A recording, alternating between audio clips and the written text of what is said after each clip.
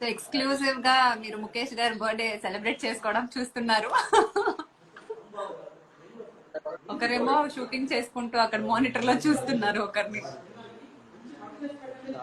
ఇంకొక ట్రైన్ లో ఉన్నారంట, జాయిన్ అవ్వలేదు. వినబడదు